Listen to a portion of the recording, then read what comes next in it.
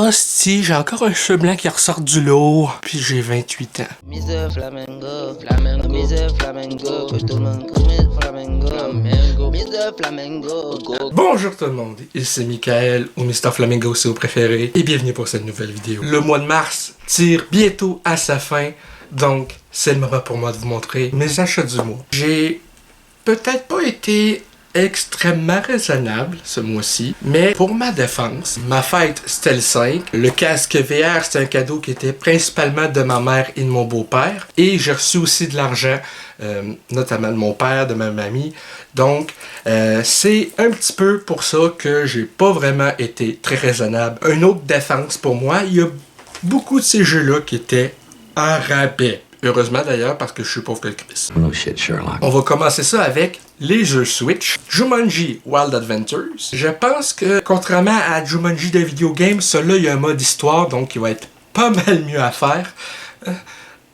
Je l'espère. Marsupilami ou Baventure, ça a l'air d'être un jeu en side-scroller, vraiment intéressant. Et comme j'ai aussi un jeu Marsupilami au Genesis, je vais pouvoir faire peut-être une vidéo critique rattrapage des deux jeux en une seule vidéo, donc... Yeah. Sphinx and the Cursed Mummy. Ça, je sais que c'est un jeu initialement sorti sur GameCube et PS2 là longtemps, mais je n'ai jamais joué à ce jeu. Ça faisait une petite bout que je voulais New Super Mario Bros. U. J'ai sauté sur l'occasion. Un autre truc qui m'intéressait depuis quand même longtemps. Hey, ça me rappelle quelque chose. Il en faut peu pour me faire chier, vraiment très peu pour me faire chier. Je sais que j'ai joué au livre de la jungle longtemps sur Genesis, peut-être 6 ou 7 ans.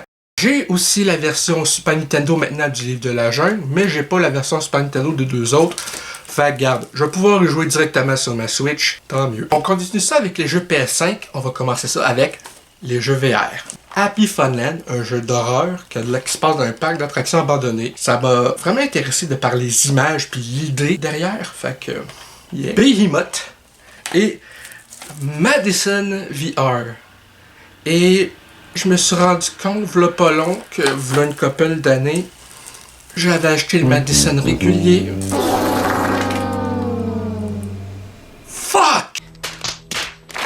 Ensuite, Metal Gear Volume 1, donc ça comprend les trois premiers à partir de l'ère PlayStation, hein, pas Nintendo, et Metal Gear Solid Delta qui est un remake du troisième jeu. Je n'ai joué à aucun Metal Gear. Le seul que j'ai réellement joué, c'est Metal Gear Rising. Énormément aimé. J'ai essayé aussi Ground Zero il y a longtemps, qui est comme le prologue à Phantom Pain. Il est en rabais, ces deux-là aussi. Clock Tower, qui est le premier jeu de la licence. Apparemment que ça, c'est... ouais, ok. Le premier était jamais sorti en dehors du Japon. Vu de côté 16 bits, donc Super Famicom initialement. Je sais que le 2 et le 3 sont sortis sur PS2, mais pour l'instant, ils sont pas achetables. Comme les Fatal Frame aussi, que j'ai envie à un moment donné d'acheter, mais sinon... je pense qu'il faudrait que je me vende un rein ou deux. Made of Scare et Scare Ritual. Attends une minute. Est-ce que c'est lié les deux ensemble ou non? Fait que c'est pas mal ça pour cette vidéo achat du mois. J'espère que ça vous a plu. Si c'est le cas, n'hésitez pas à me dire dans les commentaires à laisser un petit like. Ça fait toujours plaisir. Et un abonnement à ma chaîne pour ne rien rater de mes prochaines vidéos. Sur ce, c'était Michael et je vous dis à la prochaine. Peace and love.